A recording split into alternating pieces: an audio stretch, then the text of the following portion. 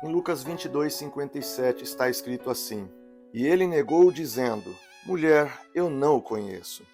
Poucas histórias bíblicas são tão dramáticas quanto a história da negação de Pedro.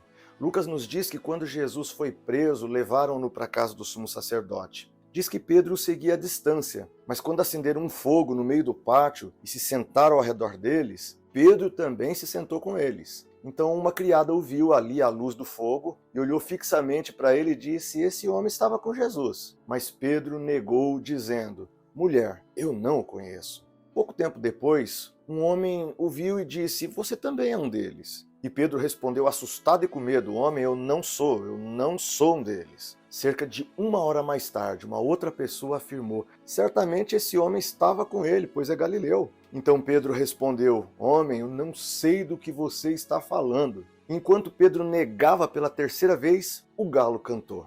Naquele momento, Lucas narra que o Senhor Jesus se voltou para Pedro e olhou diretamente em seus olhos. Então Pedro se lembrou da palavra que o Senhor lhe tinha dito: Antes que o galo cante, 3 vezes me negarás. E Pedro saiu dali chorando amargamente o seu fracasso. Você já pensou por que foi que Pedro fracassou naquela noite? Quais fatores levaram Pedro ao fracasso? Quero observar 2 com vocês. Primeiro, Pedro desceu a ladeira do fracasso quando ele se deixou dominar pela autossuficiência. Se não, observe o que ele respondeu para Jesus algumas horas antes. Ele disse assim: Estou pronto para ir contigo para a prisão e para a morte. Lucas 22:33. Aparentemente, Pedro estava pronto para enfrentar qualquer gigante. No entanto, sua autossuficiência era como uma bolha de sabão. Segundo, Pedro desceu a ladeira do fracasso, gente, quando ele menosprezou um dos maiores segredos da vida: a oração. Quando Jesus estava no Getsêmani orando, Pedro havia sido advertido da seguinte maneira: chegando ao lugar, ele, Jesus, lhes disse: Orem para que vocês não caiam em tentação. Lucas 22:40. E o evangelista Marcos nos conta que Jesus se dirigiu diretamente a Pedro. Diz assim: Então voltou aos seus discípulos e os encontrou dormindo. Então Jesus disse: Simão Pedro, você está dormindo. Lucas 14:37.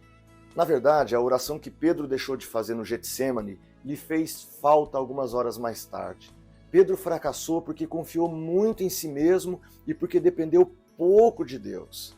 Meu amigo, eu encerro essa devocional te alertando para que você nunca seja autossuficiente.